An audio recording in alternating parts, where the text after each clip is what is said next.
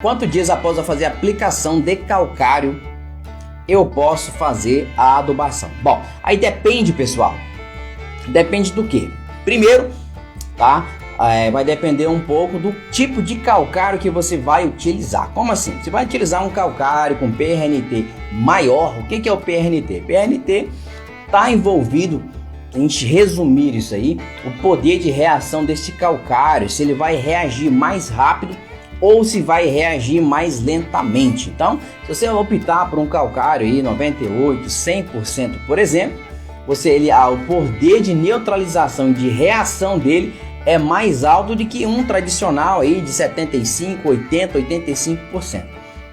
Então, só isso já consegue te antecipar um pouco, tá? O seu tempo, tá bom? De espera até você começar a fazer a nutrição dessas suas plantas, principalmente se você for começar a fazer a adubação. Mas isso também, tá? Depende de água. Por quê? Porque na reação do calcário, CaCO3 libera o que? O cálcio no processo. Quando vem a água, ele liga com o hidrogênio. Esse hidrogênio ligado vai formar mais uma água. Cada molécula vai formar mais uma água e vai liberar então CO2 que vai para a atmosfera. Maciel, quer dizer então que o calcário gera água, e gera também CO2 para a atmosfera, ele gera efeito estufa, é mais ou menos isso. Não deixa aí a galera saber disso não vai até proibir vocês também de utilização do calcário. Então o calcário ele precisa de água também por conta disso, só que aí se ele tiver o PRNT mais alto, a reação dele é mais rápida e isso então você economiza mais tempo também para poder fazer isso. Aí vem o outro fator. Bom, se você tiver mesmo assim utilizando um calcário de PRNT mais alto aí, 100 por exemplo, ou mais que isso, depende de água. Então se for sequeiro, você vai ter que respeitar lá os seus 90 dias talvez, tá bom? A não ser que na sua região esteja chovendo. Eu estou avaliando essa época agora, meio de ano, mês de agosto, geralmente não chove, né? Geralmente não chove. Então aí vai ter certo problema de fazer essa reação e de liberação, beleza? E aí, para quem trabalha com irrigação, aí as coisas mudam um pouco. Porque você, principalmente se você tiver um sistema localizado, aquela área que você está fazendo ali, né, a sua irrigação, né, já há um certo tempo, geralmente essa caixa, essa área de bulbo molhado, ela quase sempre está cheia, então a reposição é quase sempre constante. Então quando você joga o calcário ali, o tempo que vai ficar o tempo de reação é muito mais rápido quando a gente vai comparar então com o sistema que não tem irrigação e também com o sistema de aspersão. Ele acaba sendo mais eficiente nesse processo então de neutralização. Então tem que avaliar aí essas três aí situações para poder fazer então o seu controle e a sua avaliação. Se você usar PRNT já com essa área aí que tem um sistema de irrigação localizado, isso reduz aí para 20 dias, tá? Até. Também, já ia me esquecendo, depende muito também de quanto você vai corrigir corrigir seu solo, que de repente você já está com pH legal lá, 5.8, né? 6, aí você quer levar isso até 6,5. Então aí eu já recomendaria, a dose vai ser uma dose bastante baixa. E pela quantidade ser bastante baixa, é o que se espera, tá bom? É o que se espera. Então aí você pode antecipar bastante isso, porque a quantidade vai ser baixa, você vai poder fazer as suas aplicações.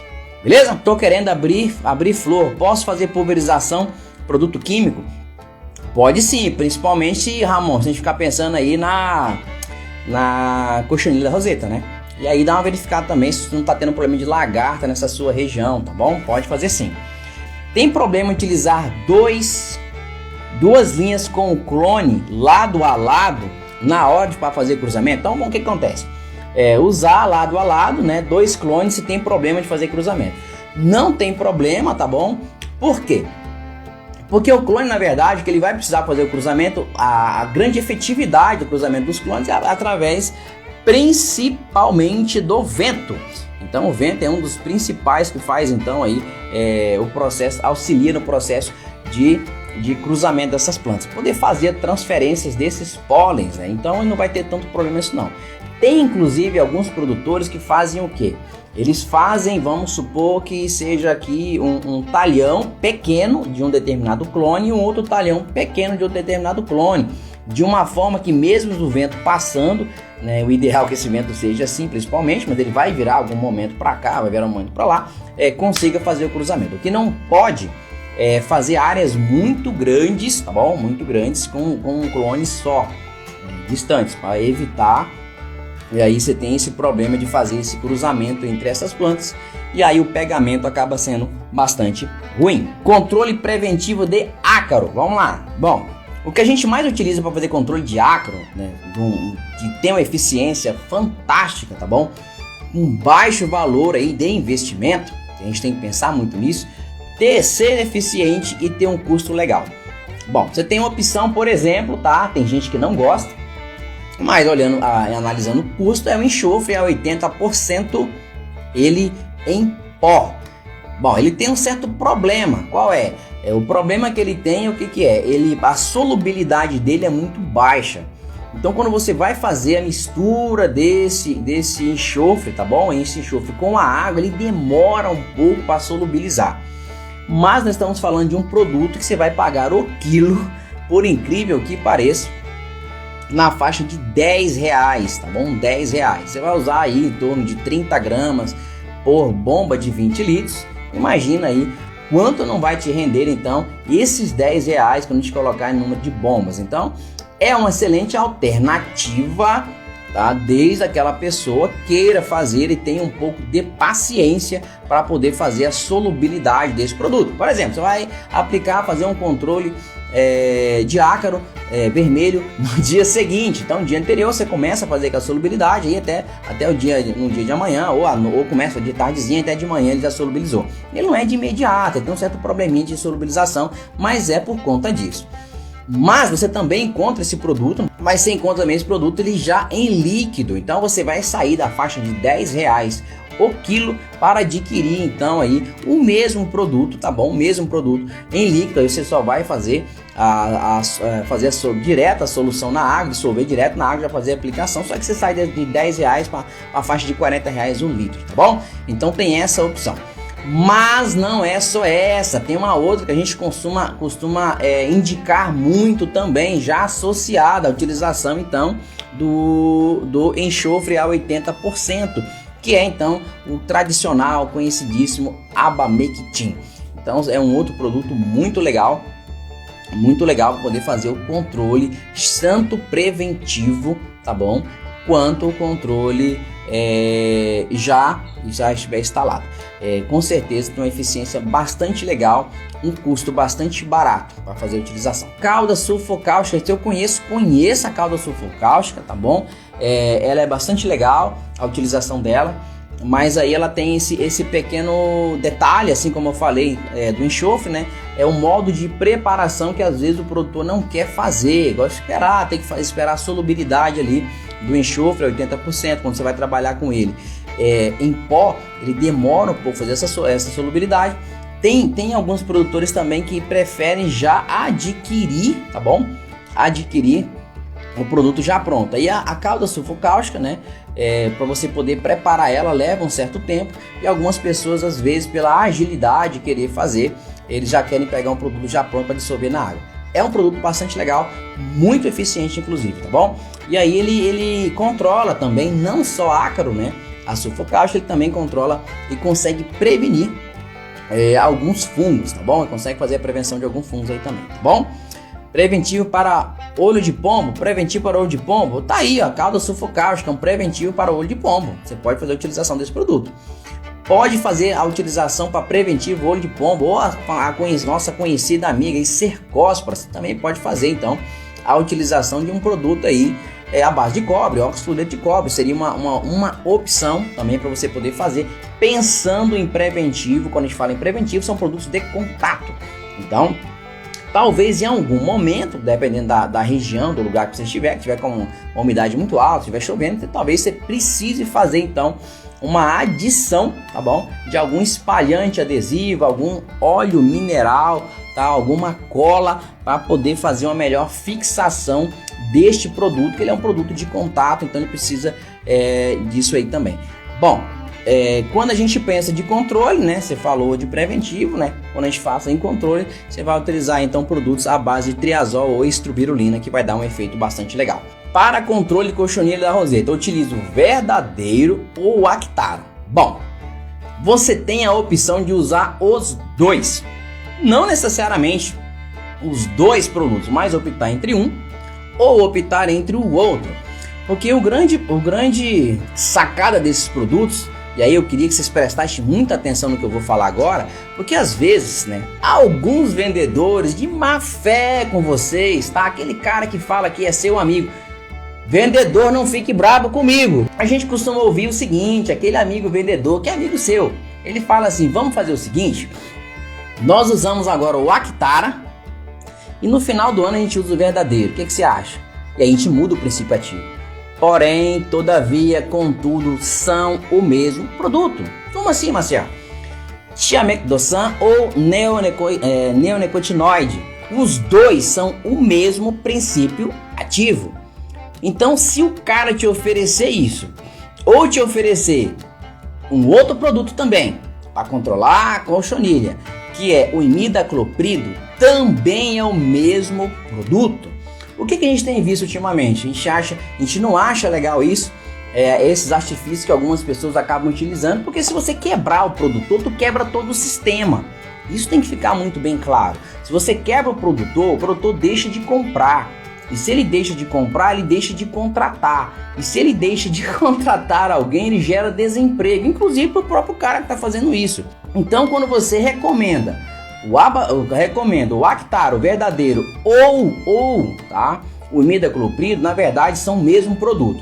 O diferencial desses três é que o Verdadeiro ele possui uma molécula, tá? Uma molécula que dessa molécula é um fungicida. Então a única diferença quando a gente pega dentre esses três, né, é o que o Verdadeiro ele tem um efeito de inseticida e o efeito de fungicida. E aí o que acontece? Se você precisar fazer um controle, show de bola, vamos falar que é uma ferrugem, que geralmente o pessoal fala, dezembro, usa então ali um Verdadeiro e você faz o controle da ferrugem.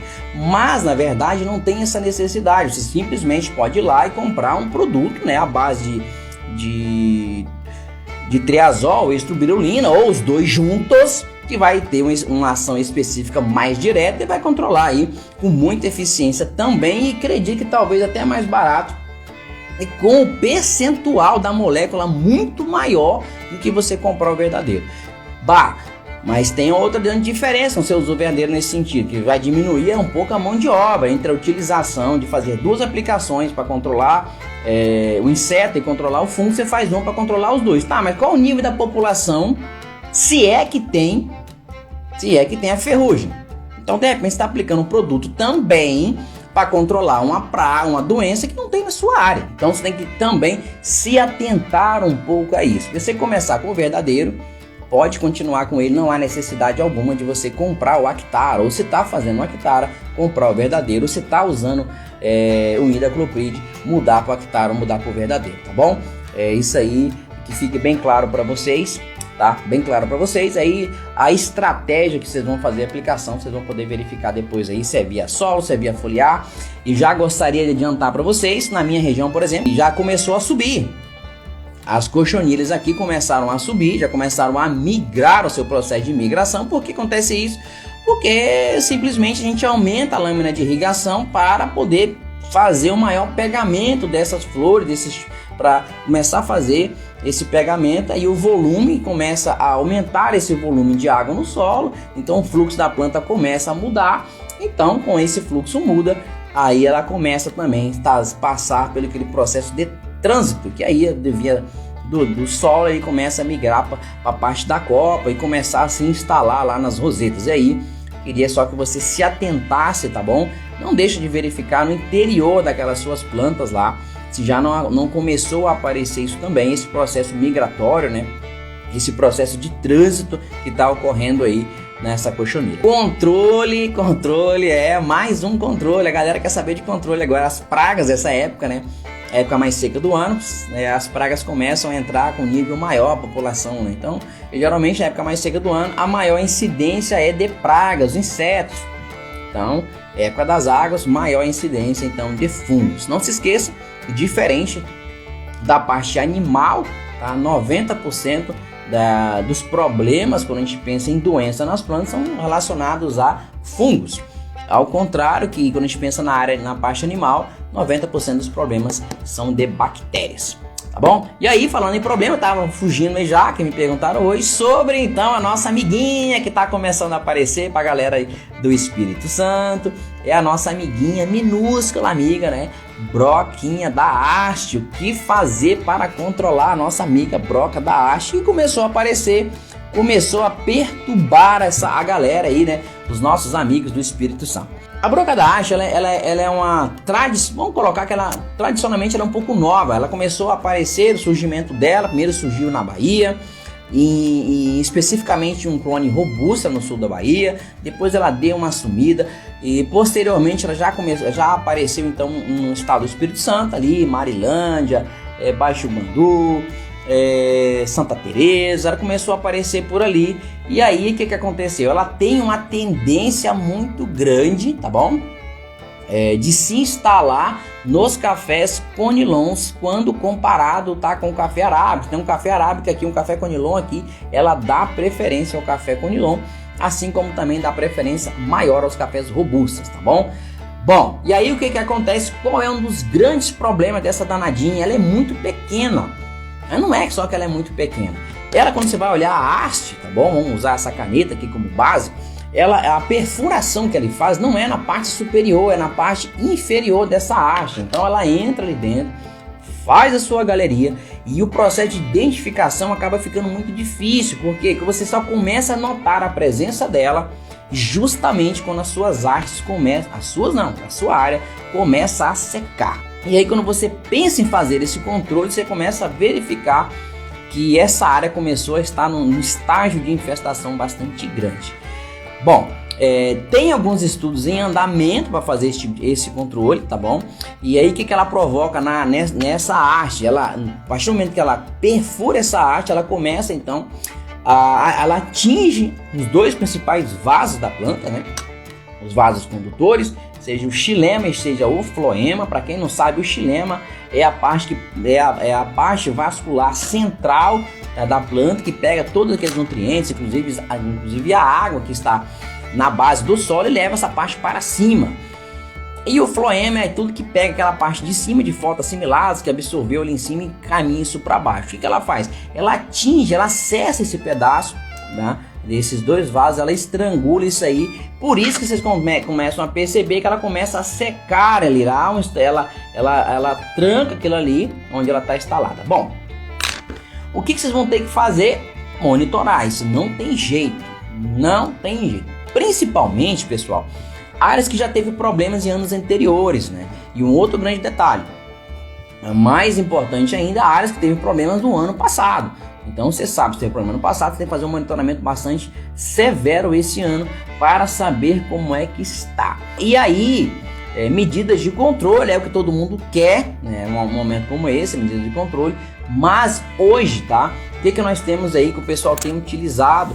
Primeiramente é a eliminação, que ela é o controle cultural. Você vai lá, elimina aquela parte que está secando, que já tem ali dentro alguns ovos, tá? Ou a presença de alguns adultos. Você elimina ela e queima.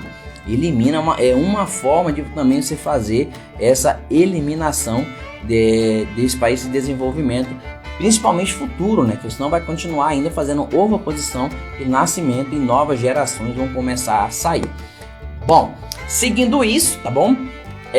Tem algumas armadilhas que estão sendo utilizadas para fazer a atração, porque ele é da mesma família da broca. Então aquela armadilhazinha, como é que se monta uma armadilha para atrair a broca do café? Eles também estão utilizando essa armadilha para poder fazer a atração e pegar como isca, né? Fazer a eliminação desse inseto também. Mas produto químico, hoje a gente não tem nada principalmente registrado para poder fazer o controle com mais eficiência deste produto. Tem alguns testes em andamento, a gente inclusive está testando alguma coisa, mas ainda a gente não podemos dizer a você, principalmente que esse produto não tem registro. Então a gente está fazendo alguns testes, fazendo algumas avaliações.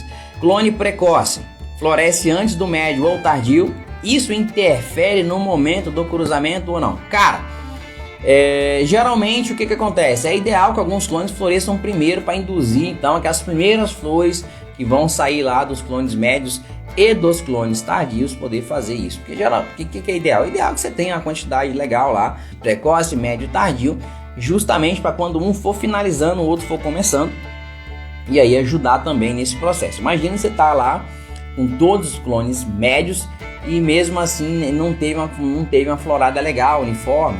Então quando um tá aberto, o outro tá fechado, quando tá fechado, o outro tá aberto, então não há aquele sincronismo. Eu não sei bem, não tenho como afirmar com certeza sobre o sincronismo de florada, inclusive, mas se eu não me engano, o pessoal do Espírito Santo também não tem parte desses materiais aí que tem estudo sobre o sincronismo de florada. Eu sei que aqui em Rondônia o pessoal da Embrapa fez em alguns clones para saber sobre quais materiais são legais aí para poder fazer isso. Mas tem uma certa interferência, mas você trabalhar aí com alguns materiais médios e tardios ou médios, que não dá para você trabalhar, por exemplo, com um precoce e um tardio, super tardio. Então não vai bater e aí sim você vai ter certo problema, tá? E por mais que você tenha essa dúvida, que é bastante interessante, é importante que você tenha médio, precoce e tardio nessa sua área, tá bom? Se o verdadeiro contribui no desenvolvimento das hastes da planta. O verdadeiro, cara, ele é um inseticida e é um fungicida. Então ele não tem nenhuma adição de nenhuma outra molécula ou nenhum outro nutriente que incentiva isso. Bom, pelo menos é até onde o que eu sei. Se há, eu desconheço. Até mesmo para desenvolvimento das hastes das plantas, a gente acaba recomendando outras coisas, né? Eu não sei se esse desenvolvimento está relacionado a crescimento ou está relacionado talvez seja mais a crescimento, acredito eu, né? Não sei se é crescimento também de ramos ortotrópicos ou se é crescimento de ramos plagiotrópicos, né? Mas aí a utilização de outros artifícios é bem melhores e muito mais baratos para poder fazer isso. Verdadeiro faz crescer as ramas do café? Acho que é isso aí. Cara, eu desconheço. Se faz, eu acho que tem outras coisas, igual eu falei agora há pouco, outras coisas bem mais em contas e bem mais baratas para poder fazer o crescimento da rama do café. O que faz crescer a rama de café? Nutrição, sem sombra de dúvida, água, e dentro da parte de nutrição, principalmente nitrogênio. E quando a gente fala de crescimento de café, a gente analisar, por exemplo, o fósforo, ele faz o crescimento do quê? Da parte radicular da planta. Então você quer crescer a parte radicular dessa sua planta, aumentar a área de absorção, aumentar a boca dessa sua planta. Então você vai fazer o que? A aplicação do produto com fósforo. Então seja um MAP, seja um super simples, um super triplo e aí por diante. Quando a gente pensa em crescimento da planta, a gente pensa em nitrogênio, né? Associado principalmente à água. O nitrogênio é um aminoácido, ele é como se fosse uma bomba anabolizante para um cara que tá malhando, né? Só que aí o que acontece? Quando você coloca nitrogênio, a planta ela cresce legal. Eu não sei se você já ouviu falar no termo acamamento, isso é bastante comum para quem trabalha com milho, quem trabalha com algumas pastagens. Acamamento é quando a planta deita, né? O vento vem e deita. Por quê? Porque você faz a planta crescer e ela fica como se fosse mongoloide, né? Ela não tem estrutura para se manter em pé. Ela pode até estiolar, se for pensar assim, no café. Tá bom? Mas o que vai fazer para diminuir isso? Então deixar a planta então ela com uma estrutura mais sólida. Então aí é onde é que vai entrar então o potássio. Então o potássio ele entra para estruturar, deixar aí os ramos plagiotrópicos, os ramos ortotrópicos, né, mais rígidos, mais firmes, dá na parede celular ali, né, uma rigidez. Então você vai ver que a folha fica uma folha mais rígida, ela consegue resistir mais à seca, resistir mais a temperaturas muito baixas, né? E aí ele também vai favorecer o que? Enchimento do fruto, deixar um fruto maior. Quem trabalha com frutas, por exemplo, aí, saindo do café, né? Pensando em melancia, pensando em melão, pensando em abacaxi, ele vai dar aquela coloração mais bonita, né? Mais expressiva, assim, que você corta a melancia bem vermelha, vai aumentar no que? No teor de açúcar desses frutos. Então, tá bem relacionado, o potássio está bem relacionado a isso. Uma outra coisa bastante importante, pessoal, quando a gente fala de potássio também, que muita gente esquece, que está relacionado à abertura e fechamento de estômatos. O que é o estômato? O estômato é como se fosse assim, os nossos poros, né, que a planta tem, então ela abre e fecha. Então, conforme ela vai abrindo ou fechando esses estômagos, ela perde o que? A água através de gás, né? Então a água veio da parte de baixo, subiu e está sendo para transpiração. Então, conforme ele vai regulando essa regulagem, a planta só consegue absorver o que está embaixo se ela conseguir abrir e fechar. E quem consegue fazer essa regulação aí da abertura e fechamento está bem relacionado à presença ou ausência da quantidade mínima de potássio para as plantas. Quantos gramas do adubo FTE eu posso usar para cada planta de café novo e café velho? Para ser sincero assim, eu nem recomendo mais a utilização de FTE. Não é que o FTE é ruim, longe disso, tá bom? É porque o FTE, na verdade, você está colocando vários micronutrientes ou vários nutrientes, né, juntos, porém em quantidades muito pequenas. E às vezes aquela quantidade ela é tão pequena que não supre a necessidade da planta. Principalmente quando a gente pensa em nível tecnológico médio e nível tecnológico alto. O FTE talvez ele é legal. Eu recomendo o FTE, geralmente você vai fazer plantio, porque a quantidade é muito baixa e tal, não vai ter a necessidade bastante alta e expressiva para a planta. Então eu acabo recomendando por conta disso. Quando a gente pensa em FTE, para poder pós-colheita e tal, que você quer suprir aquelas necessidades que a planta tem, né, do pós-colheita, daqueles nutrientes que foram exportados, foram tirados ali da sua área, da sua lavoura, às vezes essa quantidade de FTE que a galera costuma recomendar não faz sentido, não consegue resolver a demanda nutricional da planta. Antigamente a gente via que a utilização do FTL era bastante legal, porque era difícil encontrar produtos, né? Esses adubos, né? Era bastante complicado você encontrar esses adubos solteiros, né? Um boro, um zinco, um cobre, um manganês, um enxofre, tudo isso separado. Isso era difícil você encontrar esses produtos. Hoje não, hoje se você quiser comprar um sulfato de cobre, um sulfato de magnésio, um enxofre, um cobre, é muito fácil você encontrar.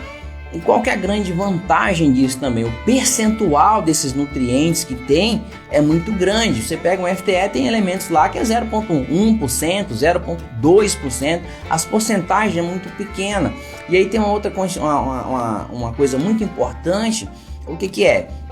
Que se você aumentar demais também a concentração de um nutriente, você tem que aumentar a concentração do outro.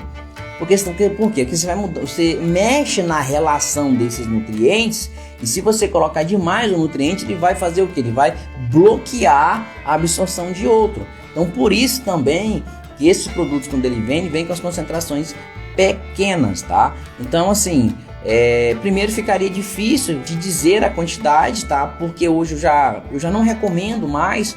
É difícil hoje eu recomendar um FTE. A gente pode usar potássio foliar na cultura? Cara, pode, mas tudo pode, né? Mas não é a forma mais legal, entendeu? A forma mais legal você utilizar é via solo. Você faz a aplicação via solo, é a forma mais legal da planta absorver esse nutriente.